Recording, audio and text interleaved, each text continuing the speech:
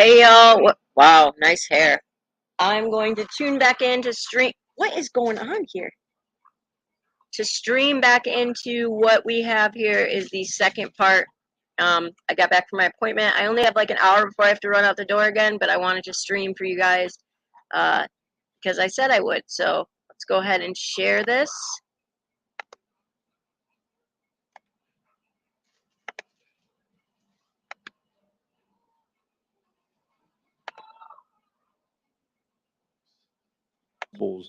Associated with active shooter response in the academy. How that is realized depends on the academy cadre's capabilities, knowledge, skills, experience, But a training. law enforcement person still, if they want your extra training, they take that. But that does not encompass everything that a law officer needs to take. And that's why they have to go also. No, ours is very unique to responding to an active attack situation. Okay. Senator Zaffarini. Thank you. Thank you, sir, for being with us today. When you are training law enforcement officers to directly go into the face of danger, to approach an active shooter, for example, how do you simulate real-life situations? It's difficult. We use blanks that are very loud. We use moulage to simulate people that have actually been injured. We use marking cartridges out of actual firearms that are designed to function the same way that our firearms function, but also to actually emit a cartridge that will go down range and hit, and it hurts when it hits. So there's as much realism as we can infuse into a training environment, and that is done on purpose. We'll have instructors that will lead the students through these iterations of reality-based training. We may be coaching them, we may be yelling, prodding them, trying to get them to move when the natural tendency at this point, because they're still human beings, and what we're effectively trying to do is rewire the hard drive and route past the natural self-preservation instinct that kicks in any human being. Now with this new mission, we're gonna have to push into this. We're gonna have to go in there, we're gonna have to stop it. We have to. So as much realism as we can add is possible and get away with is what we do. Does your training include the kinds of weapons and the kinds of ammunitions and magazines that have been involved in the shootings in Texas? Yes. So you have the assault weapons? Yes. Different things like that. Do you have any research that shows you the effectiveness of your active shooter training in comparison to real life situations and how your trainees performed in those situations? For the past 2 decades, we've received numerous emails and accolades from people all across the country that have used some components or many components of our training to get through not just active attack response, but also responding to other acts of violence in progress. So we have, and I've personally benefited from a lot of this stuff that we teach. So in your active shooter training, for example, your trainees are expected and trained to go into the line of fire. Yes. What protection are we responsible for offering them? Because while we are certainly concerned about school children and the victims of the shooters, we also have to be interested in the safety of our law enforcement personnel. So what obligation do we, the state officials, have to offer the best kind of protection to the people we expect to walk into that line or run into the line of fire? So the natural conclusion to that question would be what additional equipment may be. And we've talked about shields, we've talked about body armor. I would submit to you that minimum requirements for training, both in time and how we spend that time, needs to be increased. It is 90% of what law enforcement does on a regular basis evolves around being service-oriented and polite and professional. Less than 10% of the time we're using force. Less than 1% of the time it's deadly force. We're expecting capabilities in people that may never do this actually in the line of their duty. So in a training environment is the only place that we can develop these capabilities or see who is not capable of conducting it. There's a quote I like to use from Winston Churchill. Sometimes doing your best isn't good enough. Sometimes you need to do what's required. And I'd like to think that what we do daily is our best, to the best of our abilities. But unfortunately, there are situations that occur that require more. Who can take your training? Do you deal with school personnel, college and university personnel, city police, sheriffs? Who? Any state, local, tribal, county, university, ISD, peace officer in the state of Texas. Representative Richard Raymond and I met recently with law enforcement officials in our districts at the school, college, city, county, state, and federal levels. We had a closed-door meeting with all of the representatives from all of those levels of law enforcement. And one of the things that they said about training is that they needed more training programs, but also they said that the problem with the training programs we offer as a state is that they're in key sites. And they say they can't afford to send all of their law enforcement personnel to the training. Mhm. And they suggested that we ask for local training. So in other words, the training centers would send personnel to different cities, including the rural areas, Sure. to train the law enforcement officials at the different level. How would you respond to that suggestion? So our training is funded through congressional line item, and that offsets all the costs for us to be able to deliver instructors, equipment, and curriculum to the field. We're all mobile training teams, so we'll come to you. It's free. We'll open up the equipment, and we'll spend as much time as we have, 2 days, 3 days, 5 days, depends on what exactly that they wanted. We will train them. Now, it's not entirely free because there is a cost associated for pulling somebody out of service to go over and train, and there's still calls coming in, so somebody has to backfill that position. So that's a cost that we can't help with. But the cost of getting quality training to them and training with quality equipment and making it as realistic as we can is free to them, and we come to them. And we only ask that we get people to attend the training and a place to conduct the training in. Thank you. Perhaps on a less intense level, but certainly equally important, do you train your students, so to speak, to deal with radio and cell phone communication problems? Yes, sometimes they ask if we would add more technology to enhance the experience. And what we have found is if we can work with the baseline, that anything more than that will work better. But we have to get basics down first. Mastering the basics is essentially what we propose. And were you aware of what I said earlier during this hearing, that if you're along the border, for example, in my hometown, Laredo, Texas, your cell phone might very, very well say, "Welcome to Mexico," and all of a sudden you cannot use your phone unless you have international service. Sure. Were you aware of that? Yes. You were? And how do you deal with that in terms of active shooters? So when you show up, you'll find people and you'll just start talking. Matter of fact, no 10 codes, no signals, just plain English. And you read the situation. And this is why training the same way across the board and as often as possible is important. There's a lot of time to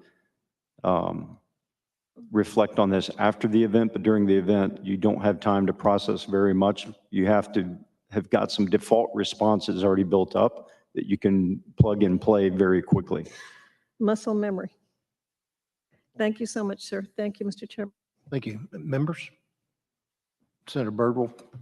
Thank you, Senator Nichols, Mr. Chairman. Mr. Knutt, earlier on you mentioned that you do your own after-action review.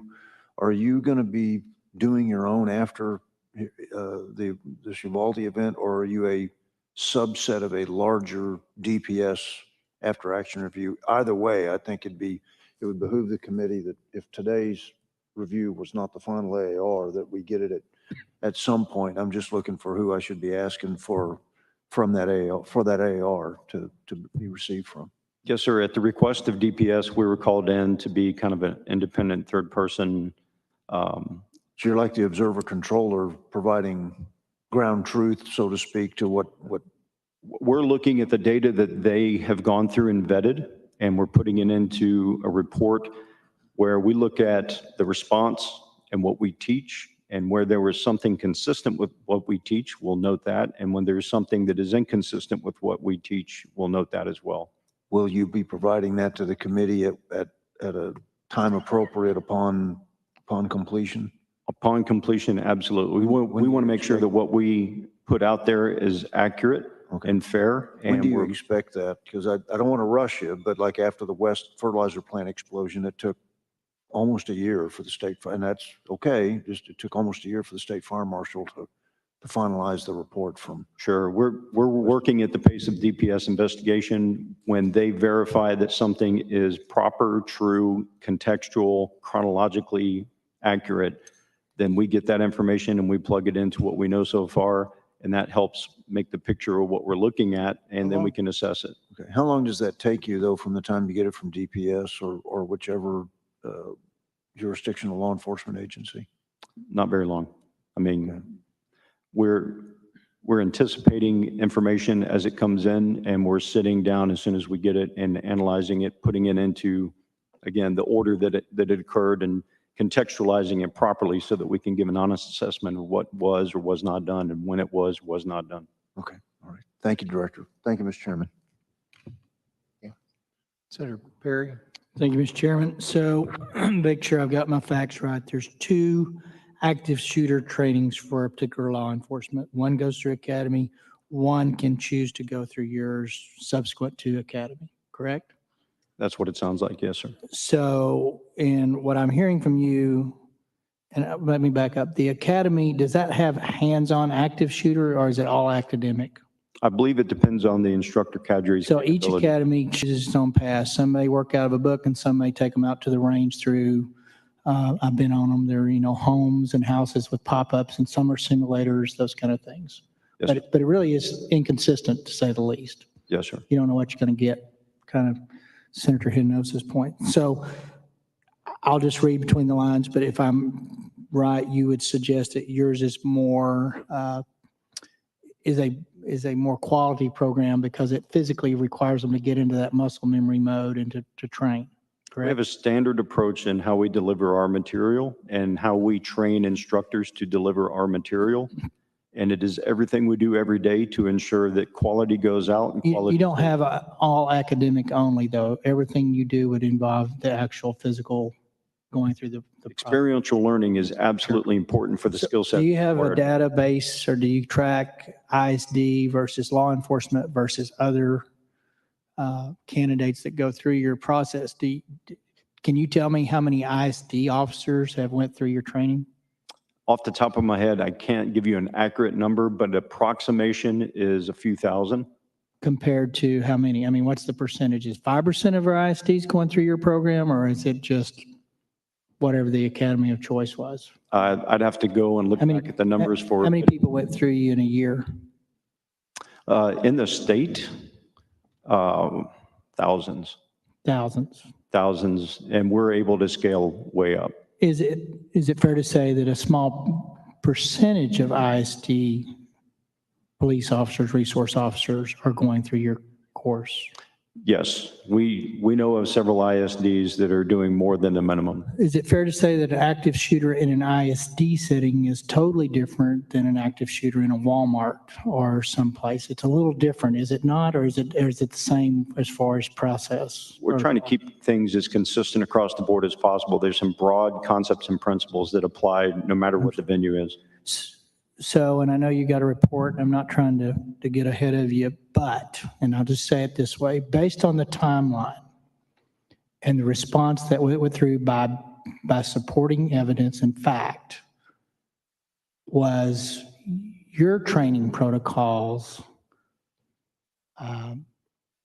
followed in the response to once the shooter got in the building? We saw were a couple of things based off of what we know so far, that a couple things they did okay, and there were some things that were not handled the way we would have prescribed. Well, I think that's a pretty broad statement. And again, I know you're getting a report, but I want to leave here with clarity. We all see things that worked as designed, but the things that didn't work were catastrophic failure. Is Yes. that a fair statement? Yes. That the things that didn't work literally cost lives. Yes. Thank you. Senator West? Thank you, Mr. Chairman. Just a couple of questions. Thank you for your testimony, first of all.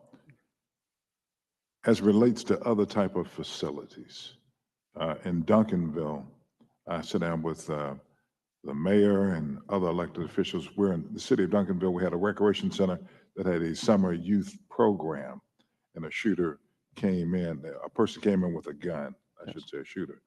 Have you provided instructions for those types of facilities where you have a large presence of youth, such as recreation centers? And is that something provided to police departments? It's embedded in our material. Our material is specifically for responding to an active attack inside of a high occupancy building. By the very nature of the attack, they are going there to try to take out as many targets as possible, according to them. And our training is designed to get people ready to go into that. How chaotic and confusing and violent and stressful that is to make sure that people are prepared to go in and effectively and efficiently handle that. Yes. Okay, very good. Where's your school, for lack of a better term, located?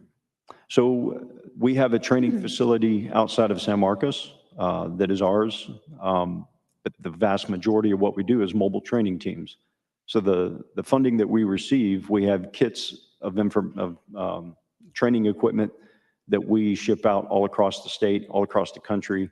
Prior to COVID, we were at a pace to do 1,400 classes a year across the entire United States. And we have our own funding. Look at my in hair Texas, today. So we have our own scope of work that we I do am every year in Texas. Quite We're able to scale way up disgusted. from that. Are you provided any funding I don't by know the what's state going on with my legislature? hair, guys. Just Yes. bear with me. Love me anyways. All right. Hey, Solo. I do not know exactly who this is. Thank you, Mr. Chairman. Mr. Chairman. Irvin was in here a bit ago, and Senator Zaffarini? I'd simply like to thank this witness second. for his very succinct and direct answers to our believe questions. it's the person that Much does the appreciated. shooter Thank training. you. Thank you. Members, any other questions? Bob? Pointer lover, it's awful. Paul, do you have any? Okay. If not, if you were to make one suggestion to this committee as to what we might can do to improve safety for the public related to the issues we've been discussing, I mean, what would that be? I think we need to increase standards. If our expectations are high, so should the standards be. I believe that we need to have mandatory 16-hour level 1 class in every BPOC across the state. I do We'll agree supply with the that. instructors to make sure that there's consistency in delivery. And then I believe there needs to be recurring training for every peace officer in the state. That will then also address not just the people that typically go to our classes, but Or the I chief mean, executives and the executive leadership, Go so that they in. understand what modern class. doctrine is. They understand what their agency's capabilities are or are not. And now they have a list of things they need to go back and work on once we leave. Okay. I asked, thanks. I'm going to say one thing Thank I you want very, to make no sure. other questions? Well, then, we want to thank you It's for your true, Amber. service and the work you've done over the years, and you certainly have an outstanding list of accomplishments. Actually, Solo, and somebody recognitions within over, the your lifetime. committee So said thank you that. very much for being here. Appreciate it. Thank you. We'll now call up Commissioner Morath. He's still here. Been very patient. And then Dr. Prather will be following Dr. Mike Morath. It's okay, bud. I'm on live. You can. No, I'm not muted. I'm going to pause that for a second because this is just a commissioner, not just a commissioner. But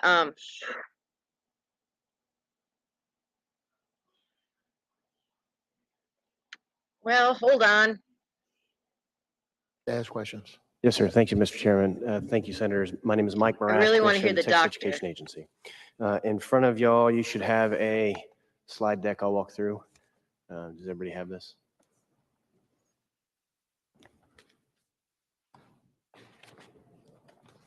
Give you just a moment to find it.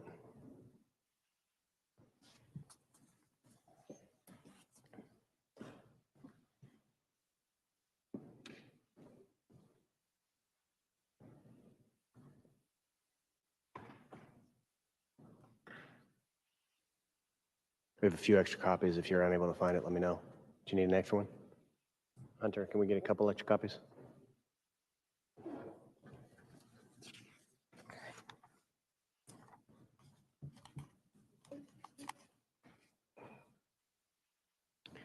While we're getting the documentation set, just as a broad overview, my plan today was to give you a background on the policy landscape as we understand it, that I thought would be somewhat beneficial, but it also may be remedial for y'all. So if it is, I apologize in advance. In addition to the policy framework, what our current posture is at TEA in terms of supporting school safety around the state. And then what we already know from lessons learned over the last month and action steps that are in progress to improve safety posture around the state of our schools. So the first slide on this document is this circle looking thing. And the reason I thought that this was important to show is there are actually a large number of players involved in school safety in the state of Texas.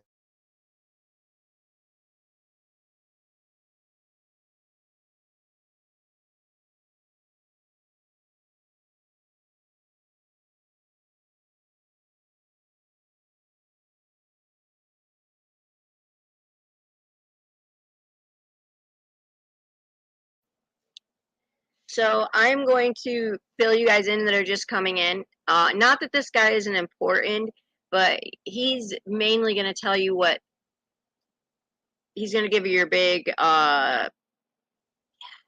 politically correct what they do. You know what I'm saying? Like, he's not necessarily, he doesn't know that day. He wasn't there. He's just a commissioner.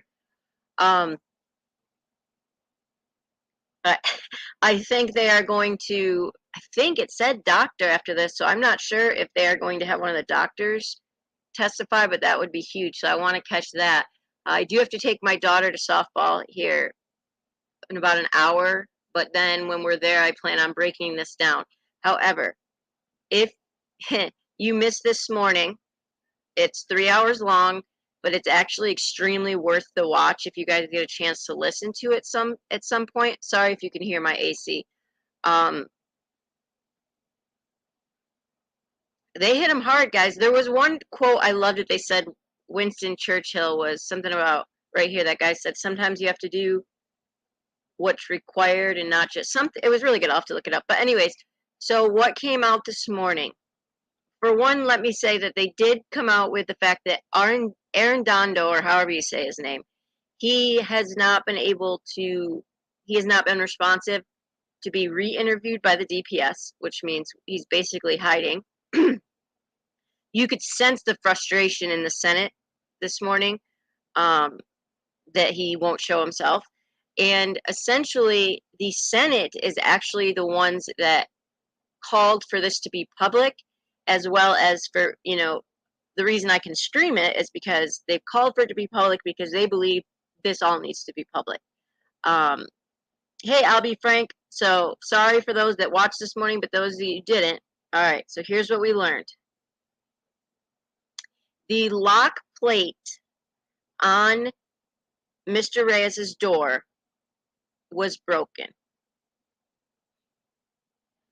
We know that he told them that something was broken, right? Well, apparently the locks within that school are very glitchy or whatever, right? So it often will look as though it's locked, but they're not. I just saw that it came out too that door that was unlocked that he got through originally was often left unlocked. Okay, that's big because I would guarantee the shooter probably knew that. So we know that the shooters, that they weren't waiting for tactical gear, and we know that they had rifles at 11:52. Okay. The door to Mr. Reyes' room, because of the locked plate, was not locked. Now, this is very important if you weren't here this morning. The officers never, not once, ever, no one went to the doors of the classroom to check and see if it was locked or not. So for the hour and 14 minutes that they stayed in the hallway, they stayed in the hallway with a unlocked door to the classroom. It's also important to note that the line that they didn't know was locked, blah, blah, blah, even if they didn't check the door, what was uncovered was that they went, the shooter 2 times, not once but twice, came out of the classroom. No, we haven't yet, I'll be frank, came out of the classroom into the hallway and went back in. Now, everyone knows, at least they should have if they had done any training within that school or within the school district, those doors are only locked from the outside. Okay, so we know that, it's a good question, Solo. It's a good question. We know that we know that once they saw him walk out of that classroom and go back in that classroom without locking the door, we know they knew it was unlocked. Let me read to you what Chief, hey Danielle, so this is just the commissioner. He's basically talking to you about school safety. I wanted to break this down a little bit. Yeah, he had a conversation through a wall. Chief Arredondo, he says, this is his conversation at 11:40 with a dispatcher, okay? He says, hey, it's Chief Arredondo. It's Arredondo. Can you hear me? No, I have to tell where we're at. It's an emergency right now. Okay, he clearly is not good under pressure. I'm inside the building. I'm inside the building with this man. He has an AR-15. Now, he was doing this from a landline because, keep in mind, he has no radio because what it was revealed today was the radios don't work in the school. Oh, it did just come out, too, that had they breached the shooter through the classroom, the shooting would have been shut down within 3 minutes. But anyways, so he says, it's an emergency. I'm inside the building. I'm inside the building with this man. He has an AR-15. He shot a whole bunch of times. We're inside the building. He's in one room. I need a lot of firepower, so I need this building surrounded with as many AR-15s as possible.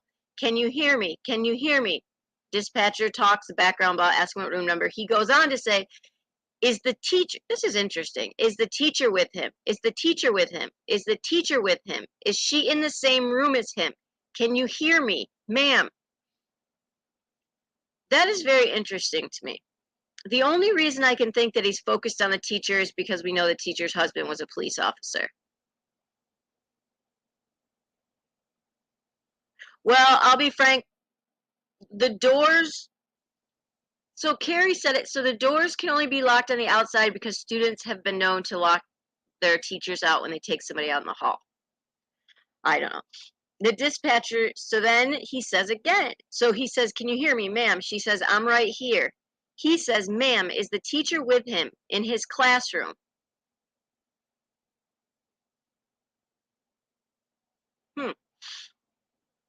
He says, dispatcher says, she's in another room. She's in room 102. Another person possible shot across from her. Okay, so he is at, because the dispatcher meant to say room 112. So he is asking about Officer Ruiz's wife. He says, okay, we have him in the room. He's got an AR-15. He shot a lot. He's in the room. He hasn't come out yet. We're surrounded. But I don't have a radio with me. Please let all units know he's going to be in room. He's in room 111 or 112, and we're in here. I'm in the hallway. Sergeant are here, but we need this place surrounded. And if you have a SWAT, I need them set up on the south side of the building, which is the building nearest to the funeral home. Dispatcher confirms the location. Hey, Jen A. He then says, yes, and they need to be outside this building prepared because we don't have enough firepower right now. It's all pistols, and he has an AR-15. Lie. Lie, lie, lie, lie, lie. That is why the one guy that we're going to watch later on flipped the heck out. Lie. Lie, lie, lie, lie, lie. Anyways.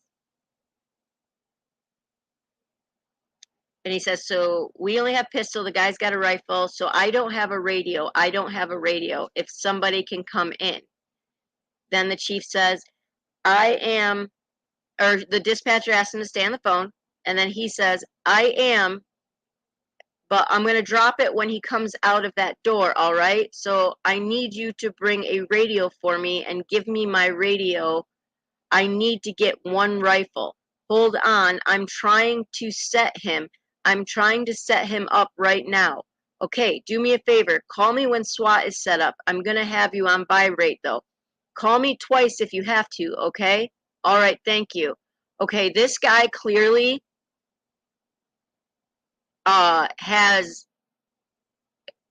should never be in charge of anything.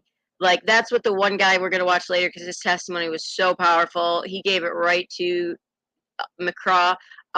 He, like, should never, that's what he said. This guy was clearly should never have been in charge of anything.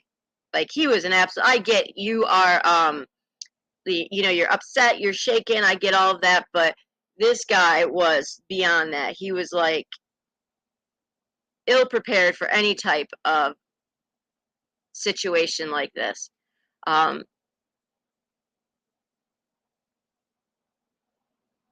And we know at 11:52, he went, well, we saw the picture. We saw the picture. There's so much being revealed I'm going to break down tonight that it's not even like, it's maddening.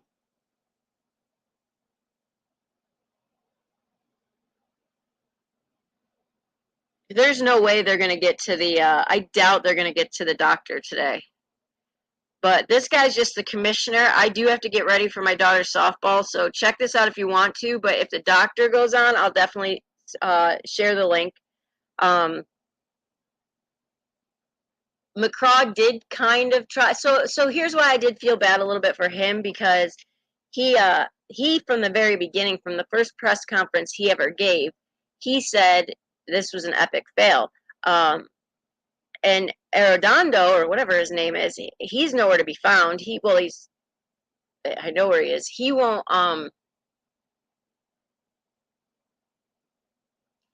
give another interview. It's funny. It's just, there's some things like I've noticed people on Facebook that are related to him that, yeah, it's just, there's some weird things, but it's going to be interesting. It's really going to be interesting. This team, this committee is not letting anything go. So what I'm going to do here while I'm waiting is going to talk about when I go live and breaks it down.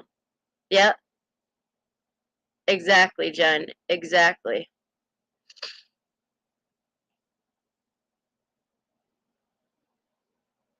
But main doors only open, right?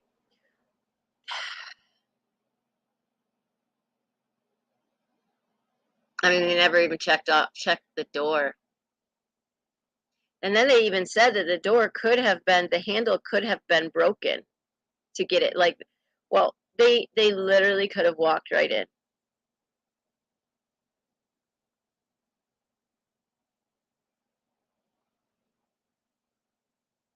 That shooter knew he was in complete control.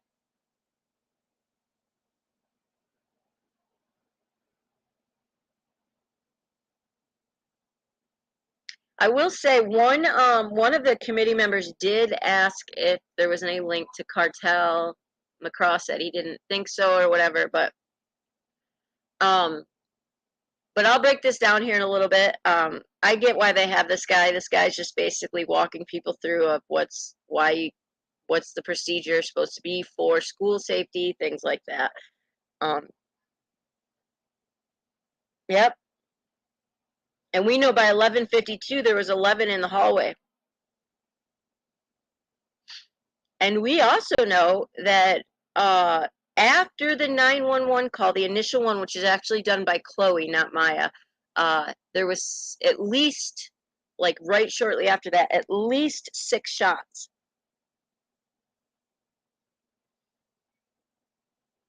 They said, McCraw even said if one officer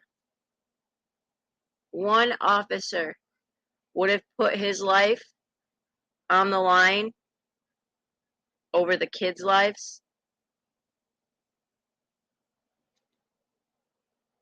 they'd probably be alive. So I'll be live here in a couple hours, but I wanted to come live with that. And if you want to check that out, go to senate.texas.gov. But again, I think this guy's just, I don't know if they'll get to the doctor today, but it'll be interesting. Yeah, there's a lot to the yeah. They did say that grandma can still not speak. I heard that they weren't sure if she'd ever speak again. She did her whole side, her whole cheek and most of her jaw was shot up. They did say that if it was an inch the other direction, it would have decapitated her, but that she is finally getting to a point where she can write a little bit more legibly. However, what disturbed me is that McCraw said he hadn't really seen the whole video. Then he retracted and said he saw it once or something, but he didn't even know if the grandmother had been interviewed yet, which is like, so again, who's in charge, right? Like, who's in charge? Exactly. I love law enforcement, like pro blue line, all good with that. But this, nah, this wasn't even a law enforcement in my opinion. So, all right, guys, I'll talk to you in a little bit. Thanks. Bye.